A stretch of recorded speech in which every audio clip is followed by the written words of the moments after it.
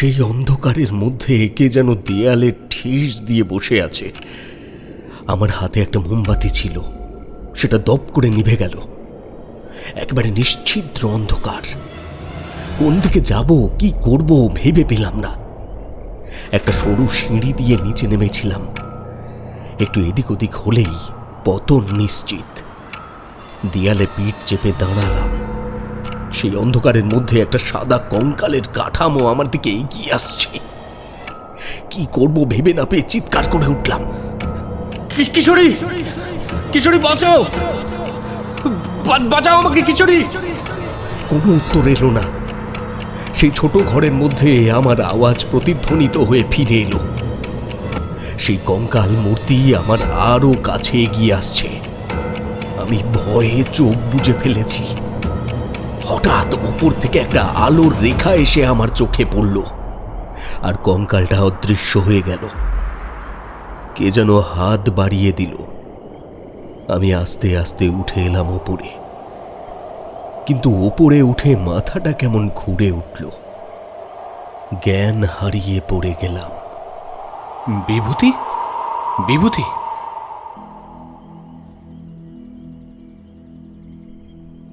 আমরা এসেছিলাম চারির শ্বশুর বাড়িতে, তার মেয়ের অন্নপ্রাশনে। চারির মামা শ্বশুর ব্রজভূষণ, তার সাথে আমাদের আগেই আলাপ ছিল। ব্রজভূষণ আমাদের বিশেষভাবে আমন্ত্রণ জানিয়েছিলেন।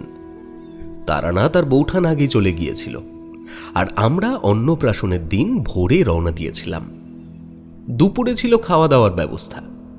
বহুদিন পরে ব্রজভূষণের সাথে দেখা হয়ে খুব ভালো লাগলো। তিনিও আমাদের খুবই আপ্যায়ন করলেন, আর চারিকে দেখে আমরা মুগ্ধ হয়ে গেলাম। সন্তান কোলে সে যেন সাক্ষাৎ জগদ্ধাত্রী। চারিও খুব খুশি আমাদের দেখে। চারি বলল, কাকাবাবুরা যে আমাদের বাড়িতে এসেছেন, এতে আমরা যে কি খুশি হয়েছি তা মুখে বলে বোঝাতে পারবো না। কিন্তু কাকাবাবু, আপনাদের কিন্তু আজকেই ছাড়ছি না, আরও দুদিন আপনাদের থেকে যেতেই হবে। এই দেখ চারিমা, তোর জন্য কি এনেছি। সেই যে তোদের বাড়ি যেতাম আর তুই আমাকে আনতে বলতিস, আমি কেবলই ভুলে যেতাম, আজ কিন্তু ভুলিনি। এই নে। ওমা কাকাবাবু, আপনি এখনো মনে রেখেছেন সেই লেসের নকশা? খুব ভালো করেছেন কাকাবাবু। আচ্ছা কাকাবাবু, আপনারা যে এখনো রবিবার বিকেলে আমাদের মটলেনের বাড়িতে আসেন, তাতে আমি খুব নিশ্চিন্ত হই। না হলে বাবার সময়ই কাটতো না। আপনারা বসুন না কাকাবাবু, মামাবাবুর সাথে গল্প করুন। আমি ওদিকে যাই, পরে আসবো, কেমন? চারি চলে গেল। সত্যিই তো অনুষ্ঠান বাড়ি, তার এখন কত কাজ। ব্রজভূষণ বাবু বললেন, চলুন আগে খাওয়া দাওয়া সেরে নিন, তারপর জমিয়ে গল্প হবে। তারানাথ বাবু ওদিকে আছেন। ব্রজভূষণ বাবু আমাদের নিয়ে বাড়ির উঠোনের দিকে গেলেন। সেখানেই মেহরাব বেঁধে খাওয়া দাওয়ার ব্যবস্থা। সেখানেই দেখা হয়ে গেল তারানাথের সাথে। সে তো আমাদের দেখে খুব খুশি, বলল, আরে বিভূতি, কিশোরী, তোমরা এসে গেছো। সত্যি তোমরা না আসা অবধি কেমন যেন খালি খালি লাগছিল। চলো চলো চলো, বেলা হয়ে গেছে, খাওয়া সেরে নিয়ে তারপর গপ্প হবে। চলো। ভুঁড়ি ভোজ ছেড়ে আমরা ব্রজভূষণের ঘরে গেলাম। ব্রজভূষণ তার ঘরে আমাদের বিশ্রাম নেবার ব্যবস্থা করে বললেন, আপনারা এখানে বিশ্রাম করুন, আমি একটু পরেই আসছি। এখনো তো আত্মীয় কুটুম্ব সবার তো খাওয়া হয়নি। আমি একটু সব দেখে শুনে আসছি, আর তারানাথ বাবুকেও এখানে পাঠিয়ে দিচ্ছি। ব্রজভূষণ চলে গেলে আমরা কিছুক্ষণ তারানাথের জন্য অপেক্ষা করলাম, কিন্তু সে এলো না। ভোরে ট্রেন ধরতে হয়েছিল, তাই খাবার পর ঘুম এসে গেল। কতক্ষণ ঘুমিয়েছিলাম জানি না, দেখি তারানাথ এসে আমাদের পাশে বসে রয়েছে, আর কিশোরী তাকে কিছু বলছে। আমি চোখ মেলে তাকাতে কিশোরী বলল, এই তো বিভূতি উঠে পড়েছে। ঠাকুরমশাই কি বলছে শোনো। না না, তেমন কিছু নয়। বলছিলাম কালকের দিনটা থেকে যাও। চারি তোমাদের কিছুতেই ছাড়তে চাইছে না, আমাকে বারবার বলছে তোমাদের রাজি করাতে। এই সময় ব্রজভূষণ এসে ঘরে ঢুকলেন। তার মুখে চিন্তার ছায়া। তিনি বললেন, যাক, আপনারা সকলেই এখানে আছেন। আপনাদের সাথে একটা বিষয় আলোচনা করার আছে। কি হয়েছে ব্রজভূষণ বাবু, সব ঠিক আছে তো? হ্যাঁ হ্যাঁ, সব ঠিক আছে। আসলে আমাদের পরিবারের কোনো ব্যাপার নয়। পাশের গ্রামে আমার এক বন্ধু এসেছে, তার মেয়েকে নিয়ে একটা সমস্যা হয়েছে। অবশ্য সমস্যাটা ঠিক কী আমি সেটা ভালোভাবে জানি না। চারি এ ব্যাপারে ভালো বলতে পারবে, সে মেয়েটিকে দেখেছে। এই সময় চারি ঘরে ঢুকতে গিয়ে দরজার কাছে দাঁড়িয়ে গেল। ব্রজভূষণকে দেখে সে মাথায় ঘোমটাটা বেশি করে টেনে দিল। ব্রজভূষণ তাকে বললে, এসো এসো মা, তুমি এসেছো ভালো হয়েছে।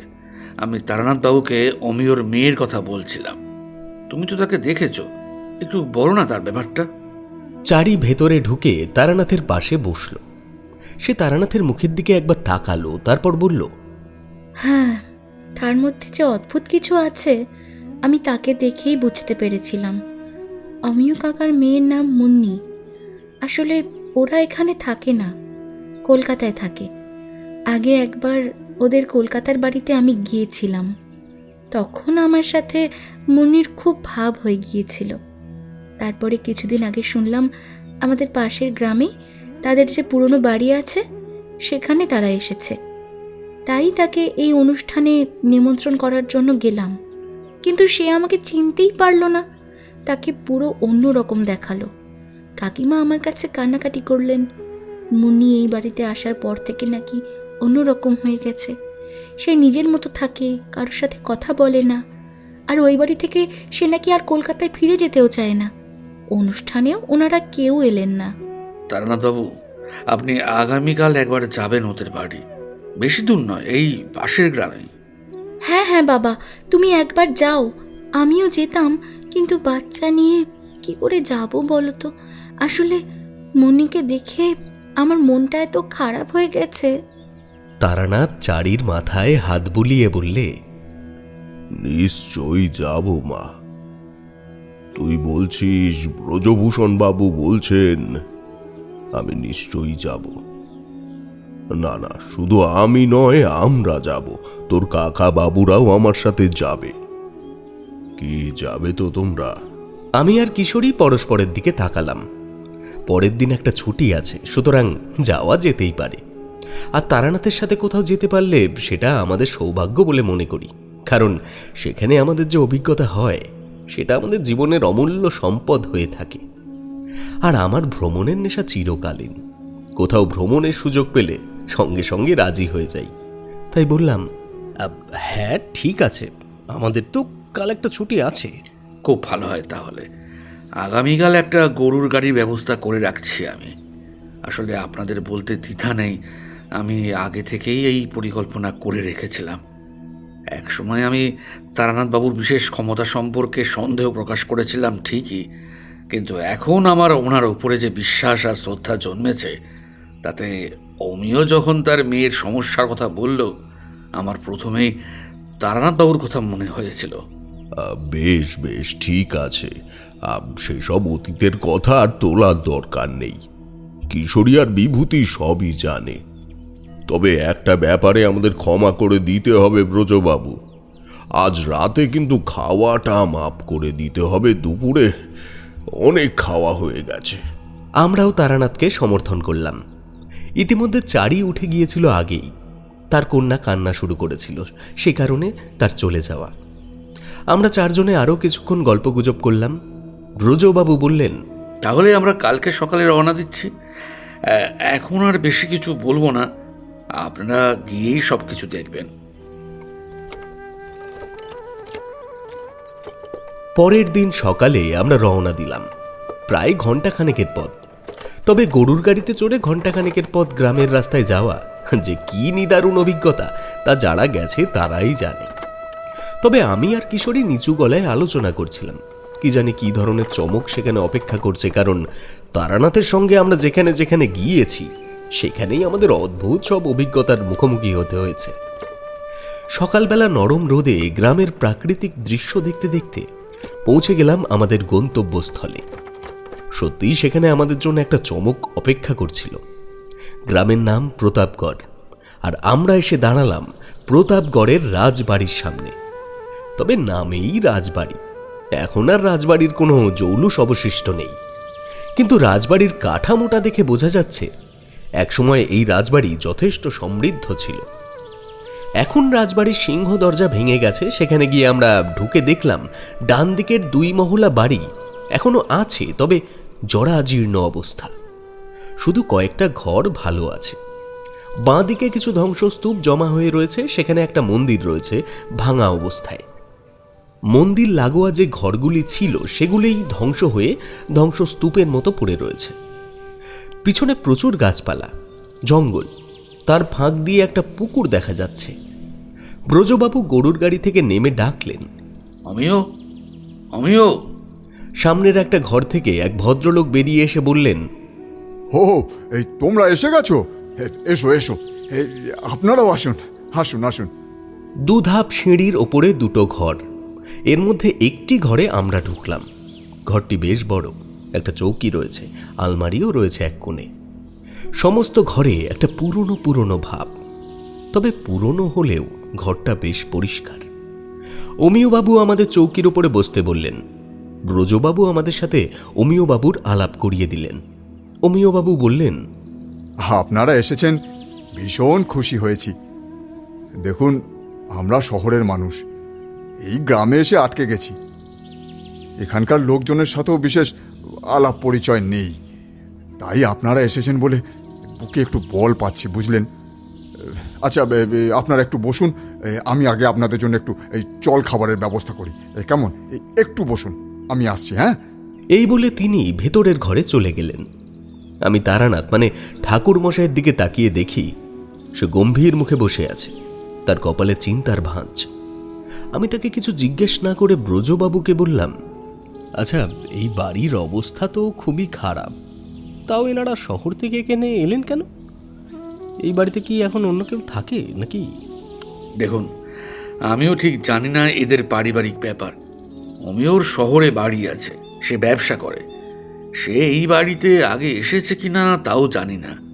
তার বাবার আমলে থেকেই তারা শহরের বাসিন্দা। তবে সে যে কোনো এক রাজবাড়ির ছেলে, তাদের দেশের বাড়িতে সম্পত্তি আছে শুনেছিলাম। এই সময় একটি মেয়ে 17-18 বছর বয়স হবে ভিতরের ঘর থেকে বেরিয়ে এসে আমাদের সামনে দিয়ে হেঁটে বাইরে বেরিয়ে গেল। সে আমাদের দিকে চেয়েও দেখল না। আমরা যে তার দিকে চেয়ে আছি সে ভ্রুক্ষেপই করল না। একটা সাধারণ সুতির শাড়ি পরা, চুল খোলা, তার হাতে আয়নার মতো কি একটা রয়েছে, নজরে পড়ল। ভেতর থেকে মহিলা কণ্ঠে একটা আওয়াজ পেলাম, মুন্নি, আয় মুন্নি। ভেতর থেকে ব্যস্তভাবে অমিয়বাবু বেরিয়ে এলেন, বললেন, এই মেয়েটাকে নিয়ে আর পারা গেল না। আপনারা দেখলেন মুন্নিকে? কোথায় যে যায় এই মেয়েটা, এই হয়েছে এক চিন্তা। মুন্নি, ওরে মুন্নি রে, শেফালি, শেফালি। তিনি শেফালি নামে কাউকে ডাকতে ডাকতে বাইরে বেরিয়ে গেলেন। আমরা কি করব বুঝতে পারছিলাম না। কিশোরী, ব্রজবাবু দুজনেই অমিয়বাবুর সাথে বেরিয়ে গেল। আমি ঠাকুরমশাইকে জিজ্ঞেস করলাম, কি বুঝছেন ঠাকুরমশাই? কি বুঝবো? তুমি কি বলতে চাইছো? মানে আমি বলতে চাইছি, ওই যে মেয়েটি, চারি বোধ হয় এই মেয়েটির কথাই বলছিল, তাই না? কিন্তু মেয়েটি আমাদের সামনে দিয়ে চলে গেল, একবার তাকিয়েও দেখলো না। কিরকম একটা অস্বাভাবিক মনে হলো না? এখানে অস্বাভাবিক তো অনেক কিছুই, সেটা তো আমি এখানে এসেই টের পেয়েছি, কিন্তু মেয়েটির সঙ্গে ঠিক কি ঘটেছে সেটা দেখতে হবে। হ্যাঁ, এটা তো একটা প্রায় পোড়ো বাড়ি বলে বোঝাই যাচ্ছে। আমি হলে তো একদিনও থাকতে রাজি হতাম না। এরা কি করে আছেন কে জানে। দিনের বেলাতেই কেমন গাটা ছমছম ভাব করে, রাতের বেলা কি হয় কে জানে। এমন সময় অমিয়বাবু, ব্রজবাবু আর কিশোরী ঘরে এসে ঢুকল। অমিয়বাবু বললেন, আপনারা একটু বসুন, আমি একটু আসছি ভেতর থেকে, তারপর এসে সব বলছি আপনাদের। অমিয়বাবু ভেতরের ঘরের দিকে চলে গেলেন। কিশোরী বলল, বাড়িটা বেশ বড়, একসময় নাকি রাজবাড়ি ছিল। সত্যি, কিন্তু এখন আর কিছু নেই, শুধু বদনাম আছে। গ্রামের লোকজন এটাকে ভুতুড়ে বাড়ি বলে। অমিয়বাবুই বলছিলেন, মেয়েটি কোথায় গেল? তোমরা যে ওর পিছন পিছন গেলে কিছু দেখলে? কিছুই দেখলাম না। মেয়েটি ওই মন্দিরের চাতালে বসে পড়ল। শেফালি নামে একজনকে তার কাছে রেখে আমরা চলে এলাম। আসার সময় কিছু কথা অমিয়বাবুর মুখে শুনেছিলাম। দেখলেন তো মেয়েটিকে, কেমন যেন একটা ঘোরের মধ্যে রয়েছে। কি হয়েছে কে জানে। অথচ কলকাতায় যখন দেখেছিলাম কত হাসি খুশি ছিল, চারির সাথে কত গল্প। কিন্তু এবারে যখন চারিকে নিয়ে এখানে এদের বাড়ি নিমন্ত্রণ করতে এলাম, তখন সে আমাদের চিনতেও পারল না। মেয়েটি কলকাতায় পড়াশোনা করে, কিন্তু এখন নাকি এখান থেকে যেতেই চাইছে না। এই সময় অমিয়বাবু আবার এসে ঘরে ঢুকলেন, সঙ্গে আর একজন লোক। সে খাবারের থালা নিয়ে এসে আমাদের সামনে টেবিলে রাখল। ব্রজবাবু বললেন, আরে এসবের কি দরকার ছিল? তোমাকে তো আমরা নিমন্ত্রণ করে গিয়েছিলাম, তুমি ঘটনাচক্রে যেতে পারলে না। একটু মিষ্টি এনেছি, নাও। আচ্ছা, বেশ বেশ। আসলে গ্রামে গঞ্জে তো বেশি কিছু পাওয়া যায় না, তাই ঘরে যা ছিল তাই দিয়েই আর কি এই জল খাবারের ব্যবস্থা করতে হলো। তারপর আমার মন মেজাজও ঠিক ভালো নেই। তোমাদের বৌঠানকেও কিছু বলতে পারি না, আমার থেকে তার অবস্থা আরো খারাপ। আর কিছুদিন এখানে থাকলে আমরা মনে হয় এবার পাগল হয়ে যাব। আরে ভেঙে পড়ছো কেন? তুমি ভেঙে পড়লে বৌঠান আর মুন্নির অবস্থা কি হবে? এরকম হবে জানলে কখনো এখানে আসতাম না। মুন্নি আমাদের একমাত্র মেয়ে।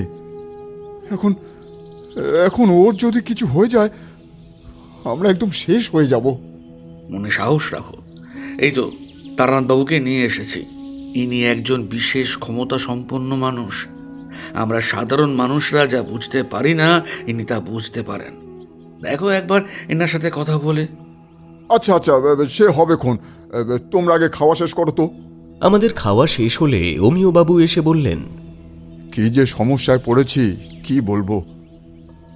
কলকাতায় হলে না হয় ডাক্তার দেখাতাম, কিন্তু এই গ্রামে গঞ্জে ভালো ডাক্তার পাবো কোথায়?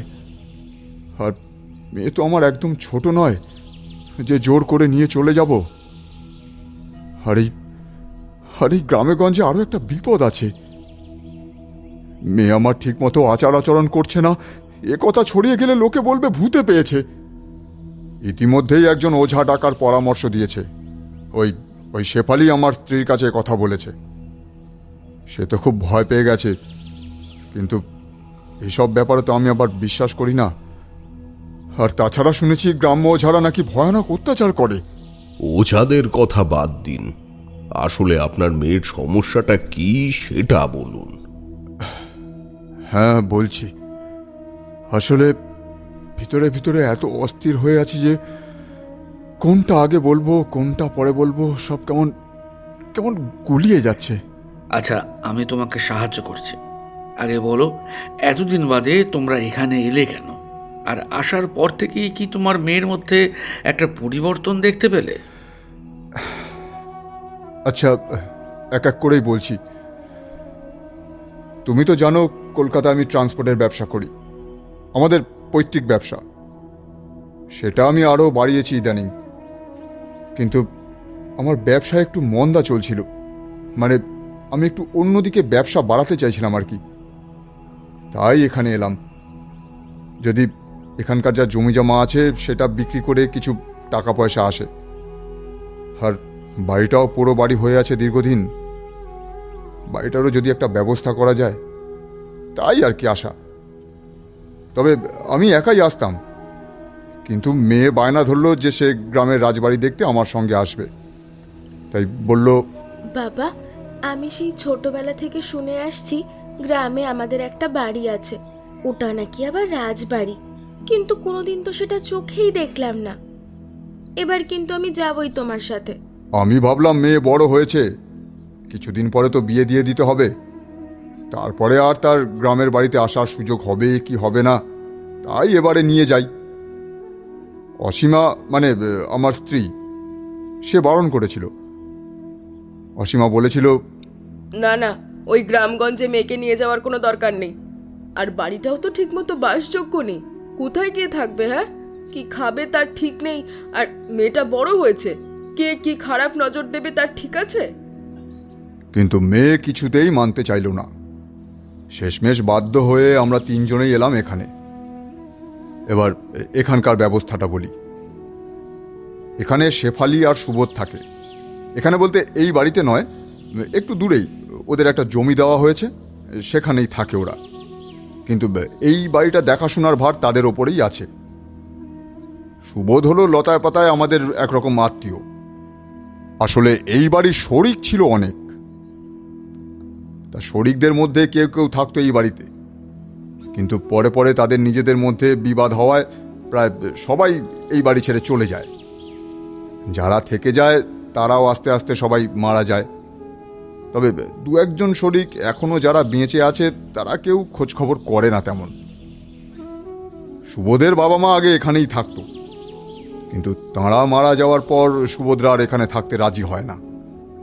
তাছাড়া বাড়ির অবস্থা খুবই খারাপ, কবে ভেঙে পড়ে তারও ঠিক নেই। সুবোধের বাবার গঞ্জে দোকান ছিল, তাই সে খুব একটা দূরে কোথাও যায়নি। সুবোধই এখন ওই দোকান দেখাশোনা করে। সুবোধই আমাকে বলছিল, এখন তো এখানে রেজিস্ট্রেশন হয়েছে, তাই জায়গার দামও নাকি অনেক বেড়ে গেছে। তাই আমরা যদি অনুমতি দিই তাহলে সে এই বাড়ি বিক্রির জন্য চেষ্টা করতে পারে। তাই আমি এখানে এলাম, কারণ আমাকে সুবোধের ওপর নির্ভর করতেই হবে। কিন্তু এখানে এসে যে এই সমস্যায় পড়ব সেটাই ভাবতে পারিনি। এই দেখো, আমি আবার অন্য দিকের কথায় চলে যাচ্ছি। আসলে মেয়ের কথাটা যে কিভাবে শুরু করব সেটাই ঠিক বুঝে উঠতে পারছি না। আপনি ধীরে সুস্থে বলুন না, আপনার মনের অবস্থা আমরা বুঝতে পারছি। মেয়ে এখানে এসে বেশ হাসি খুশিই ছিল, এদিক ওদিক ঘুরে ঘুরে সবকিছু দেখছিল। বাবা, কত বড় বাড়ি গো, কত ঘর, আর চারপাশের পরিবেশটাও খুব সুন্দর। ওদিকে আবার একটা পুকুরও আছে। মুন্নি, কিন্তু ওদিকে তুমি একা একা কিন্তু যাবে না। একটা অচেনা জায়গা, কার মনে কি আছে আমরা কিচ্ছু জানি না। ও মা, কলকাতায় তুমি একা একা কোথাও ছাড়ো না আমাকে। এখানে তো একটু একা একা ঘুরতে দাও, কিচ্ছু হবে না। আমি দূরে কোথাও যাব না, শুধু এই বাড়িটার ঘরগুলোই দেখব। কটা ঘর আছে সেটাই গুনবো। কিন্তু ওদিকের ঘরগুলো তো ভাঙা, কখন কোনটা আরো ভেঙে পড়ে তার কোনো ঠিক নেই। দোতলার সিঁড়িটা ঠিক আছে, আমি দেখছি। এদিকে দোতলায় 3টে ঘর আছে, আমি একটু ঘুরে দেখব। মুন্নি এমন ভাবে বায়না করতে লাগলো যে আমরা আর কিছুই বলতে পারলাম না। আর তাছাড়া আমি সুবোধের সঙ্গে ব্যস্ত ছিলাম নানান কাজে। পরের দিন রাতে মুন্নি হঠাৎ আমার কাছে এসে বলল, বাবা, ও বাবা, দেখো আমি ওপরের ঘর থেকে কেমন সুন্দর একটা আয়না পেয়েছি। বাহ, খুব সুন্দর দেখতে তো। তা পেলি কোথায়? ওই যে ওপরের একটা ঘরে গিয়েছিলাম, সেখানে একটা ঘরে অনেক জিনিসপত্র আছে জানো, সেখানেই এটা ছিল। খুব সুন্দর তাই না? খুব ধুলো ছিল, কিন্তু আমি মুছে নিয়েছি। ঠিক আছে, কিন্তু তুই একা একা কোনো ঘরে ঢুকবি না। আর কোনটা যে কোন অবস্থায় রয়েছে কেউ জানে না, ভেঙে পড়লে একদম সর্বনাশ হয়ে যাবে। না না না বাবা, আমরা কি কালকেই চলে যাব? আমাদের দিন তিনেকের মধ্যেই চলে যাওয়ার কথা ছিল, কিন্তু এর পরদিন সকাল থেকেই মুন্নির অদ্ভুত আচরণ শুরু হলো। অসীমা আমাকে বলল, জানো তো, মুন্নির হাব ভাব আমার একদম ভালো লাগছে না। সে কালকে থেকে ওই আয়নাটা নিয়েই বসে রয়েছে। কাল রাতে বালিশের পাশে আয়নাটা নিয়েও শুয়েছে, আজ সকালে ওটা নিয়েই বসে আছে। আমি যখন ওকে খেতে দিলাম, আমাকে কি বললো জানো? মা, ওকে খেতে দেবে না? কাকে? এই যে আয়নার মধ্যে যে আছে, দেখো আয়নার মধ্যে কে? আমি ওর সাথে গল্প করছি। উমা, সে কি এসব কি বলছিস তুই? কই দেখি। অসীমা আমাকে বলল যে সে নাকি আয়নাটা হাতে নিয়ে দেখেছে। সাধারণ আয়না, যেমন মেয়েদের সাজের বাক্সে থাকে সেই রকমই। সেখানে অসীমা তার নিজের মুখই দেখল, কিন্তু মুন্নি বারবার বলতে থাকলো আয়নার মধ্যে অন্য একটি মেয়ের মুখ দেখা যাচ্ছে। এরপর থেকেই সে অন্য আর কারোর সাথে কথা বলছে না, আপন মনে বসে থাকছে। কখনো ওপরে ঘরে চলে যাচ্ছে, কখনো আবার নিজের মনেই বকবক করছে। অসীমা ভয় পেয়ে আমাকে বলল, শোনো, আমার একদম কিছু ভালো লাগছে না। চলো আমরা এখান থেকে চলে যাই। কিন্তু জানেন, মুন্নিকে আমরা কিছুতেই রাজি করাতে পারলাম না। সে নাকি এখানেই থাকবে। অসীমা বকাবকি করলে সে একেবারে জিদ ধরে বসলো, বলল, তোমরা চলে যাও তো, আমি এখানেই থাকবো। কেন? এটা তো আমাদেরও বাড়ি। তোমরা বুঝতে পারছো না কেন? ওকে ছেড়ে আমি যেতে পারবো না। যাবার কথা বললেই ও কাঁদে। দেখো, ওর চোখ দিয়ে জল পড়ছে। কেঁদো না বন্ধু, আমি তোমাকে ছেড়ে কোথাও যাব না। এই হলো ঘটনা। আপনারা চাইলে অসীমার সাথেও কথা বলতে পারেন, তবে সে এখন একটু রান্নাঘরে ব্যস্ত আছে, পরে কথা বলে নেবেন। হ্যাঁ, ঠিক আছে, আমরা এই বাড়িটা একটু ঘুরে দেখতে চাই। কিন্তু আমাকে ছেড়ে দিতে হবে, বুঝলে তো? আমিও অনুষ্ঠান বাড়ি ছেড়ে এসেছি, আমাকে যেতে হবে। তারানাথ বাবু আর ওনার 2 বন্ধু থাকবেন। তুমি ওনাদের সব ঘুরিয়ে দেখাও, মুন্নির সাথে কথা বলাও, দেখবে একটা সমাধান নিশ্চয়ই বেরোবে। ব্রজবাবু উঠে পড়লেন। অমিয়বাবু গেলেন তাকে এগিয়ে দিতে। কিশোরী ঠাকুরমশাইকে বলল, তাহলে ঠাকুর মশাই, এবার কি হবে? আমরা এখানে কদিন থাকবো? এ তো যা সমস্যা অমিয়বাবু বললেন, তা সহজে সমাধানের কোনো উপায় নেই। কিন্তু আমাকে কালকে ভোরে ফিরে যেতেই হবে। কিন্তু তাই বলে তো আমরা চলে যেতে পারি না এখনই। ব্রজবাবু অনেক ভরসা করে আমাদের এখানে নিয়ে এসেছেন, আর মেয়েটি আমার কন্যা সম। তাকে বিপদের মধ্যে রেখে কি করে যাই বলো তো? চলো এখন ওঠা যাক, বাড়িটা ঘুরে দেখি। আজকের দিনটা তো থাকতেই হবে অন্তত। তুমি তাহলে যাও ব্রজবাবুর সাথে, বিভূতি থাকুক আমার সঙ্গে। আমরা উঠে বাইরে গেলাম। কিশোরী ব্রজবাবুর সাথে চলে গেল। অমিয়বাবুর সাথে দেখা হলো। তারানাথ তাকে বলল, আমরা একটু বাড়িটা ঘুরে দেখি কেমন? আপনি চিন্তা করবেন না, আজকের দিনটা আমরা এখানে আছি। আমরা এগিয়ে গেলাম যেদিকটা ভালো আছে। সেদিকে সিঁড়ি দিয়ে আমরা ওপরে উঠলাম। চারিদিকে ধুলো, দেওয়ালের চুনবালি খসে পড়েছে, মাকড়সার জাল রয়েছে ইতিউতি। যাই হোক, সবকিছু পেরিয়ে আমরা উপরে উঠলাম। ওপরে উঠে তো আমরা দুজনেই দাঁড়িয়ে গেলাম একেবারে। দোতলায় সিঁড়ি দিয়ে উঠেই সামনে যে ঘরটা রয়েছে তার সামনে মুন্নি বসে আছে দেয়ালে হেলান দিয়ে। সে তার সামনে ধরে রয়েছে একটা আয়না। আয়নাটার একটা হাতল রয়েছে নিচের দিকে, সেটা ধরে রয়েছে সে, আর কিছু কথা বলছে আয়নাটার দিকে তাকিয়ে। সে কথা বলতে এতটা মগ্ন হয়ে রয়েছে যে আমরা সামনে এসে দাঁড়িয়েছি সে টেরই পায় না। আমি তারানাথের দিকে তাকালাম। তারানাথ ইশারায় চুপ থাকতে বলল। মুন্নির কথাগুলো আমাদের কানে এলো। কি সুন্দর দেখতে তোমাকে, আর তোমার গলার হারটা কি সুন্দর। তোমাকে দেখতে তো পুরো রাজকন্যার মতো। কি বলছো? আমাকে এই হারটা দেবে? কোথায় হারটা?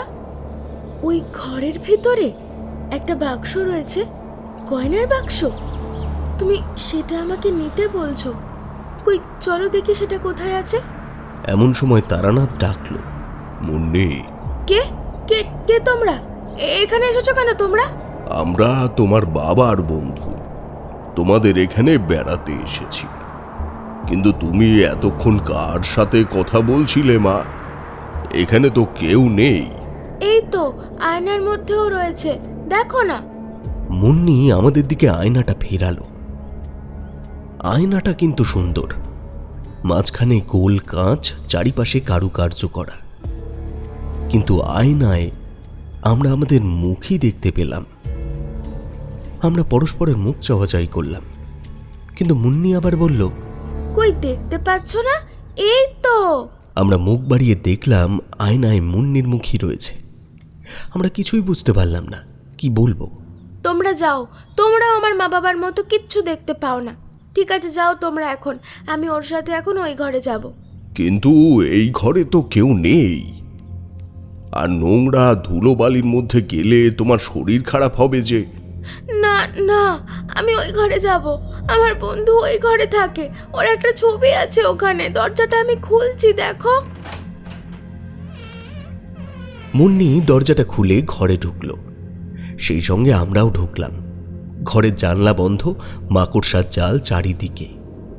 এর মধ্যে দেখা যাচ্ছে দেওয়ালে একটা বাচ্চা মেয়ের ছবি রয়েছে। ধুলোবালি থাকা সত্ত্বেও ছবিটা বোঝা যাচ্ছে।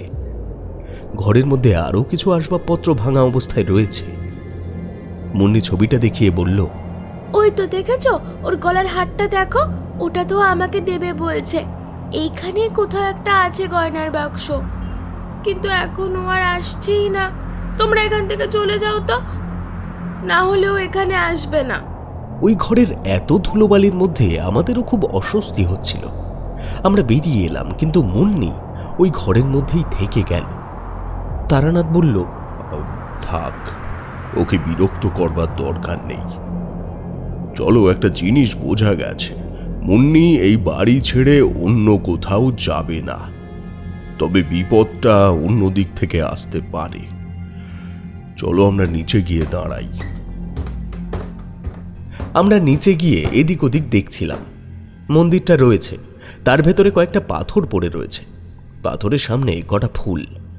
মন্দিরটারও পেছনে একটা ঘর আছে মনে হচ্ছে, কিন্তু সবকিছু এত ভগ্ন জীর্ণ অবস্থায় রয়েছে যে সেদিকে পা বাড়াতে ভয় লাগে। তারানাথ বলল, দরকার নেই ওদিক যাবার। চলো আমরা অমিয় বাবুর সাথে কথা বলি। মুন্নির ব্যাপারটা আমার ঠিক ভালো লাগছে না।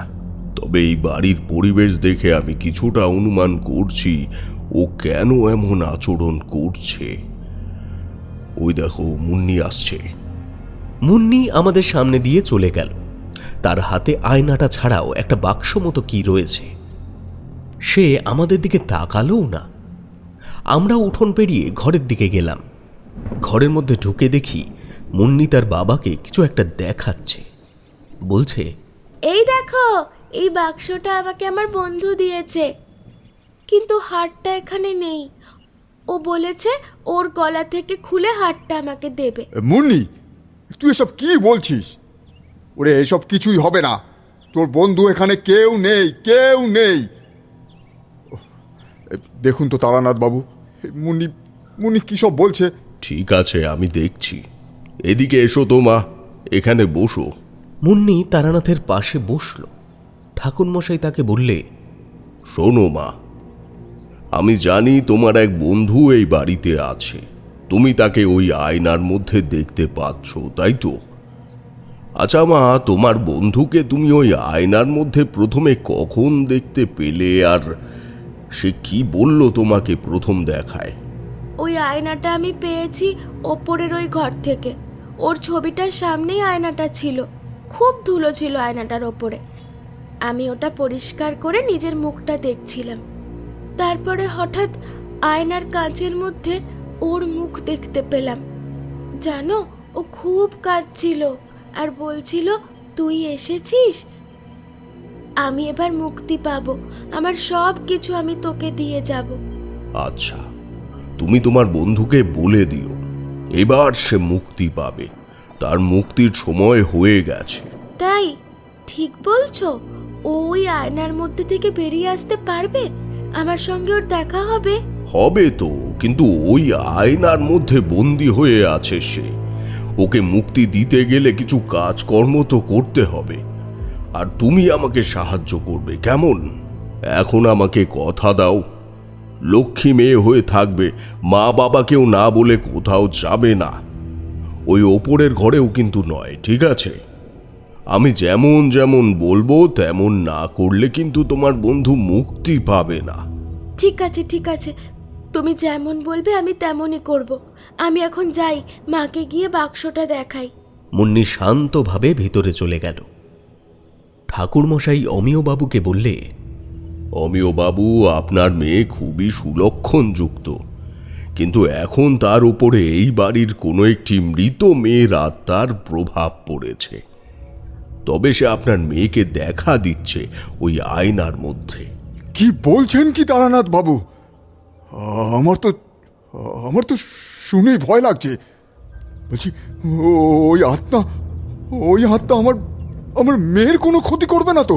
হ্যাঁ, মানে না, ক্ষতি করার হলে এতদিন এসে ক্ষতি করে ফেলতো। আমার মনে হয় সে আপনার মেয়েকে কিছু বলতে চায়। আচ্ছা, আপনি এই বাড়ির পূর্ব ইতিহাস সম্পর্কে কিছু জানেন? এই, মানে আমি তো ঠিক জানি না তেমন, তবে সুবোধ জানে। সুবোধ? সুবোধ কি আপনাদের বিশ্বাসযোগ্য লোক? বিশ্বাসযোগ্য কিনা জানি না, তবে ওকে বিশ্বাস না করে উপায় নেই, কারণ এইসব সেই দেখাশোনা করে। আসলে মুন্নির ওপর যে আত্মার প্রভাবই পড়ুক না কেন, সে এখনো মুন্নির কোনো ক্ষতি করেনি, তবে সে মুন্নিকে এখানে আটকে রেখে দিতে চাইছে। কিন্তু মুন্নির বিপদটা আসতে পারে অন্য দিক থেকে। হ্যাঁ, দয়া করে একটু খুলে বলুন ঠাকুর মশাই, আমি যে কি করব কিছুই বুঝতে পারছি না তো।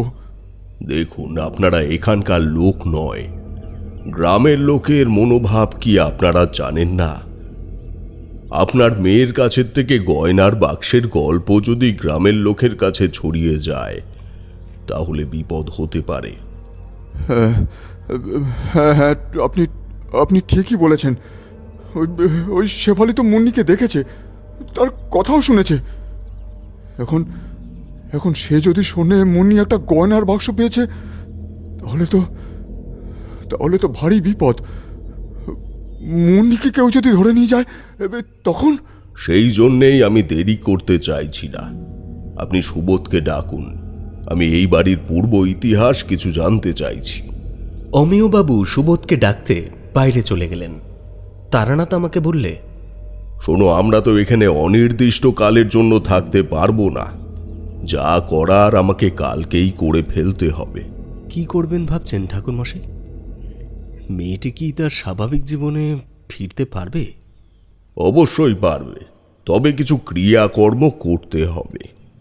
ওই তো সুবোধ এসে গেছে, দেখি কি বলে। ঠাকুর মশাই, সুবোধকে নিয়ে এলাম, ও যদি কিছু বলতে পারে।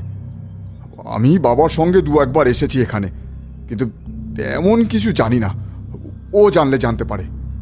সুবোধ, তুমি কি জানো এই বাড়ির আগের ইতিহাস কিছু? মানে আমি বলতে চাইছি, রাজবাড়ির এই অবস্থা হলো কেন? আগে আমিও সঠিকভাবে কিছু জানি না, তবে এই অঞ্চলে একটা গল্প চালু আছে। কয়েক পুরুষ আগে এই রাজবাড়ির এক রাজার মেয়েকে একজন তান্ত্রিক অপহরণ করেছিল। তারপর থেকেই রাজবাড়ির পতনের শুরু। কেউ কেউ বলে আবার রাজার শত্রুপক্ষের কেউ ওই তান্ত্রিককে এই বাড়িতে পাঠিয়েছিল, কিন্তু রাজা ওই তান্ত্রিককে অপমান করে তাড়িয়ে দিয়েছিল। তান্ত্রিক নাকি রাজকন্যাকে নিয়ে পালিয়ে গিয়েছিল, সঠিকভাবে কেউ কিছুই জানে না। তবে এটা ঠিক যে তারপর থেকেই রাজার ছেলেরা মারা যায়। শরিক বিবাদ চরমে ওঠে, মামলা মোকদ্দমার খরচ বেড়ে যায়। আস্তে আস্তে সবাই বাড়ি ছেড়ে চলে গেল, বাড়িটা ভূতের বাড়ি হয়ে গেল। গ্রামের লোকেরা তো তাই বলে। ভূতের উপদ্রব কি কেউ দেখেছে? কি করে জানলো গ্রামের লোক? তা জানি না, আমরাও এই বাড়ি ছেড়ে অন্য জায়গায় চলে গেলাম। এই বাড়ি এখন কেউ কিনবে না, যদি জমিটা কেউ নেয় তাহলে দেখা যাক। মন্দিরটা এখনো একটু ভালো আছে, পুজো হয় নাকি? পুজো নিয়মিত হয় না, আমি এলে মাঝে মাঝে একটু ফুল দিয়ে দিই। ঠিক আছে, আমি মন্দিরে একটু পুজো করব। এনারা এসেছেন তো, এনাদের কল্যাণে পুজো করাটা দরকার। তোমাকে কিছু জিনিস এনে দিতে হবে, আর বাকি সবকিছু জোগাড় করে নেব আমি নিজেই। সুবোধ চলে গেল। আমরা অমিয়বাবুর সাথে কিছু কথাবার্তা বলে ঠিক করলাম যে আজ রাতেই যজ্ঞ করা হবে। আজ সারাদিনের মধ্যে যজ্ঞের যা জোগাড় তা করে নেওয়া হবে। ঠাকুরমশাই অমিয়বাবুকে বললে, সুবোধকে সবকিছু বলার দরকার নেই, সুবোধের বউ কেউ নয়। এই যজ্ঞের কথা যতটা সম্ভব গোপন রাখা দরকার। ঠাকুরমশাই সারাদিন ধরে ব্যস্ত থাকলো যজ্ঞের জোগাড় নিয়ে। দুপুরে এক ফাঁকে আমরা খাওয়া দাওয়া সেরে নিলাম। খাবার পরিবেশন করলেন বৌঠান, মানে মুন্নির মা। তিনি বললেন, খুবই চিন্তায় আছি। আসলে চারি আর ব্রজবাবু যখন এখানে এসেছিল, আমি তখন বলেছিলাম চারিকে, আমরা তো এখানে কিছুই চিনি না, সে যদি কিছু একটা ব্যবস্থা করতে পারে মুন্নির জন্য। একবার মেয়েটার নামে বদনাম রটে গেলে আমরা তো মেয়েটার বিয়েও দিতে পারবো না। আপনারা আমার মেয়েকে বাঁচান, এর জন্য যা বলবেন আমি করতে রাজি। মেয়েকে নিয়ে আপনারা এখন চিন্তায় পড়েছেন ঠিকই, কিন্তু মুন্নি অতীব সুলক্ষণযুক্ত মেয়ে। ও যেখানে যাবে সেখানে কোনো সমস্যা থাকলে তার সমাধান হয়ে যাবে। ও এখানে এসেছে বিশেষ এক উদ্দেশ্য সাধনের জন্যে। পরবর্তীকালে ওর জন্যে সুখের জীবন অপেক্ষা করছে। আপনার কথাই যেন সত্যি হয় তারানাথ বাবু। আপনার মেয়ে চারিকে আমি দেখেছি, সাক্ষাৎ লক্ষ্মী স্বরূপা মেয়ে। সেই লক্ষ্মীর আদেশেই তো আমি এখানে এসেছি। মুন্নিমাকে তো স্বাভাবিক জীবনে তো ফিরিয়ে আনতেই হবে, না হলে কি আমার রক্ষে আছে? আচ্ছা, ওই মন্দিরের সামনেটা একটু পরিষ্কার করে রাখতে বলবেন, আর মুন্নিমাকে নতুন বস্ত্র পরিয়ে সেখানে নিয়ে আসবেন। রাত 8টার পর চাঁদ অস্ত যাবে, তখনই আমরা যজ্ঞ শুরু করব। সারাদিন ধরে যজ্ঞের জোগাড় করার পর রাতে যজ্ঞ শুরু হলো। মুন্নির মা বাবা সকলেই যজ্ঞের আগুন ঘিরে বসেছিল। আমি একটু দূরে বসেছিলাম। সুবোধ আর শেফালিও ছিল। তাদের বলা হয়েছে অনেকদিন মন্দিরে পুজো হয় না, তাই পুজো করা হবে। যজ্ঞের আগুন লকলক করে বেড়ে উঠেছে। তারানাথ মন্ত্র উচ্চারণ করছে। মুন্নি সেই আয়নাটা হাতে ধরে বসে আছে। মনে হচ্ছে সে যেন ঘুমিয়ে পড়েছে। তার মা তাকে শক্ত করে ধরে রয়েছে। কিছুক্ষণ পর তারানাথ তাকে বলল, ওকে ছেড়ে দাও। মুন্নির মা তাকে ছেড়ে একটু দূরে সরে গেল। তারানাথ মুন্নিকে গম্ভীর স্বরে বললে, মুন্নি, এদিকে তাকাও মা। মুন্নি, আমি তোমাকে বলছি।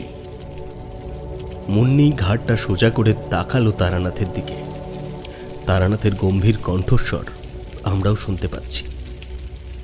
আমার কপালের মাঝখানে তাকাও দেখি। তাকাও। মুন্নি সোজা হয়ে বসল। সে তাকিয়ে আছে ঠাকুরমশাইয়ের কপালের দিকে। বলো, বলো আমাকে, তোমায় ওই আয়নার বন্ধু কি বলেছে? বলো। ঠাকুরমশাই বারবার একই কথা বলে যেতে লাগলো। বেশ কিছুক্ষণ পর মুন্নি কেমন যেন খসখসে গলায় বলল, ও আমাকে বন্দি করে রেখেছে, আমি আর থাকবো না, তুই আমাকে মুক্তি দিবি। মুন্নি বারবার একই কথা বলতে বলতে উঠে দাঁড়ালো। যজ্ঞের আগুনে চারিদিকে একটা আলো আঁধারি পরিবেশ সৃষ্টি হয়েছে। দূরে দূরে গাছগুলো যেন এক একটা প্রেত, একটু হাওয়া দিলেই তারা এদিক এগিয়ে আসবে বলে মনে হয়। মুন্নি মন্দিরের পেছন দিকে এগিয়ে যাচ্ছে। তার পেছনে মুন্নির বাবা মা, আমিও এগিয়ে গেলাম। আমার সামনে একটা প্রদীপ হাতে ঠাকুরমশাই, মুন্নির বাবার হাতেও একটা প্রদীপ। মুন্নি মন্দিরের পেছনের ঘরে এসে দাঁড়িয়েছে। সেই ঘরের পেছনের দেওয়াল ভেঙে গেছে। মুন্নি সেই দেওয়ালের কিনারায় দাঁড়ালো। প্রদীপের আলোয় দেখতে পাচ্ছি একটা সরু সিঁড়ি নিচে নেমে গেছে। মুন্নি সেদিকে এগিয়ে গেল। তারানাথ তার পেছনে গেল। হাতের ইশারায় সে মুন্নির মা বাবাকে সেখানেই থাকতে বলল। তারা সেখানেই থেকে গেল।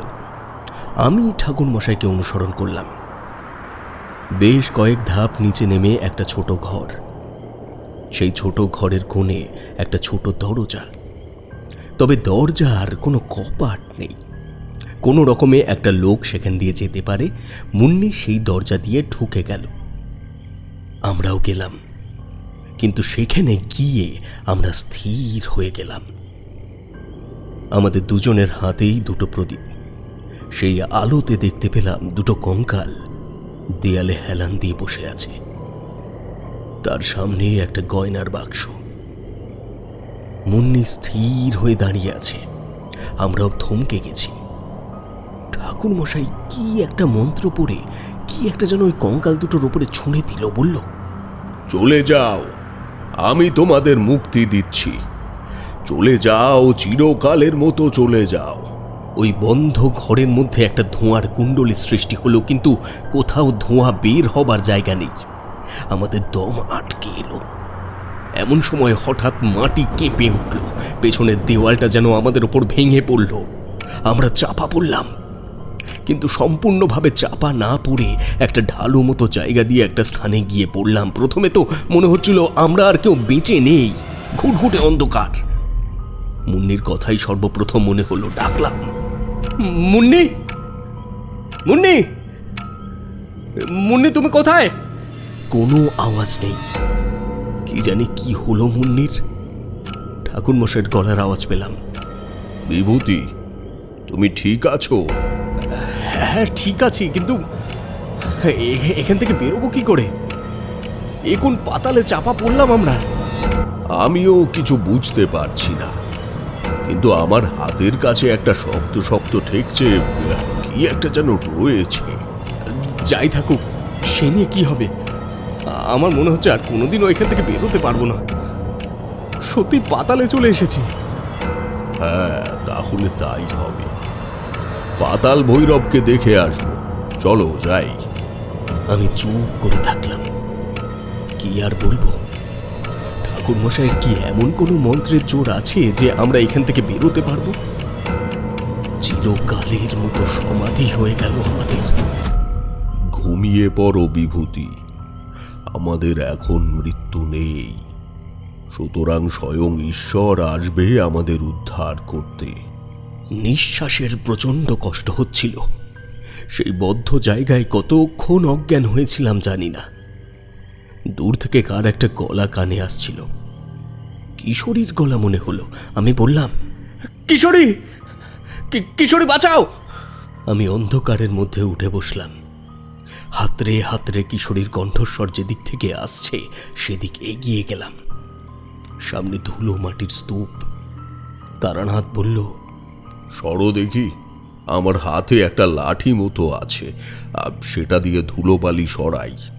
ধুলোবালির স্তূপ একটু সরিয়ে একটা সরু পথ তৈরি হলো। আমরা হামাগুড়ি দিয়ে বেরোলাম। তারপরে কিশোরীর সাহায্যে সেই মন্দিরের পেছনের ঘরে উপস্থিত হলাম। দেহে আর একটুও প্রাণ শক্তি ছিল না। মন্দিরের চাতালে বসে পড়লাম। ঠাকুরমশাইও বসে পড়েছিল। অমিয়বাবু, ব্রজবাবু সবাই আমাদের সামনে ছিল। তখন আকাশে ভোরের আলো ফুটে উঠেছে।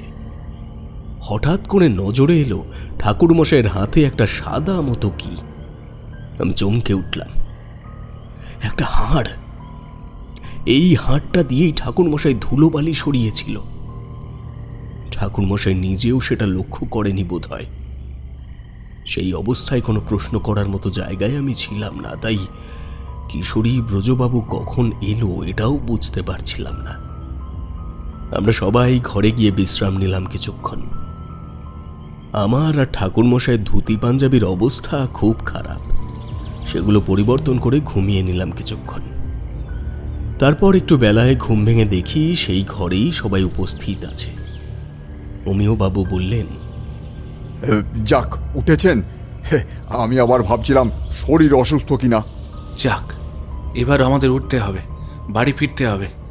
হ্যাঁ হ্যাঁ, বাড়ি তো ফিরতেই হবে, কিন্তু তোমার তো আজকে ফিরে যাবার কথা ছিল না? তুমি এখানে এলে কি করে? হ্যাঁ, সেটা একটা কথা বটে। রাতে শুয়ে পড়েছিলাম, ভোরের ট্রেন ধরব, কিন্তু চারি এসে দরজায় ধাক্কা দিল। কাকাবাবু, আপনারা উঠুন, আপনাদের যেতে হবে। আমার সাথে ব্রজবাবুও ছিলেন। দরজা খুলে আমরা দুজনেই বেরোলাম। চারি বারে বারে দরজায় ধাক্কা দিচ্ছিল। আমি বললাম, কি হয়েছে চারি? কোনো বিপদ ঘটেছে? হ্যাঁ, বিপদ ঘটেছে। বাবা আর কাকাবাবু খুব বিপদে আছেন। আপনারা যান, না হলে কেউ বাঁচবে না। এ কথা শুনেই আমরা বাইরে বেরিয়ে এলাম। চারির বাড়িতে গরুর গাড়ি আছে। গাড়োয়ানকে ঘুম থেকে উঠিয়ে চলে এলাম। এবার তোমাদের কি করে খুঁজে পেলাম সেটার জন্য অবশ্যই মুন্নি আমাদের সাহায্য করেছে। সেই আমাদের পথ দেখিয়ে নিয়ে গেছে। সেই জন্যেই তো মুন্নির জন্য আমি এটা এনেছি। তারানাথ তার ঝোলার থেকে একটা ছোট বাক্স বের করল।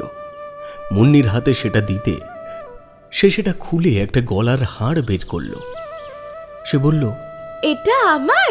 কোথায় পেলে? তোমার বন্ধু তোমাকে দিয়েছে। এবার আমি তোমাদের একটা কথা বলি। মুন্নির এখানে যা যা অভিজ্ঞতা হয়েছে তা ওর কিছুই মনে থাকবে না। মুন্নি, তুমি ঘরে যাও মা, ওই আয়নাটা তুমি যত্ন করে রেখো, কেমন? মুন্নি ভিতরের ঘরে গেলে ঠাকুরমশাই বললে, আমি যেটা বুঝতে পেরেছি, ওই মেয়েটি, মানে যে মেয়েটি আয়নার মধ্যে দিয়ে মুন্নিকে দেখা দিচ্ছিল, সে ছিল এই বাড়ির রাজকন্যা। ওই নিচের সুড়ঙ্গের মধ্যে দিয়ে আমরা যে ঘরে গিয়েছিলাম সেখানে আমরা দুটো কঙ্কাল দেখেছি, একটা রাজকন্যার আর একটা সেই লোকটার যে তাকে অপহরণ করে নিয়ে গিয়েছিল।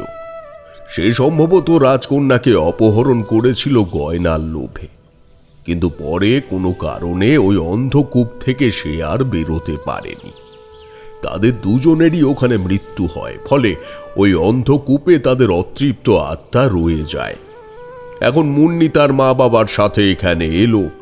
সে কৌতূহলবশত এদিক ওদিক ঘুরে বেড়াতে থাকে। ওপরের একটা ঘরে যে আরশিটা পায় সেখানে রাজকন্যার একটা ছবিও ছিল। রাজকন্যার আত্মা ওই আরশিটার মধ্যে দিয়ে মুন্নিকে দেখা দেয়।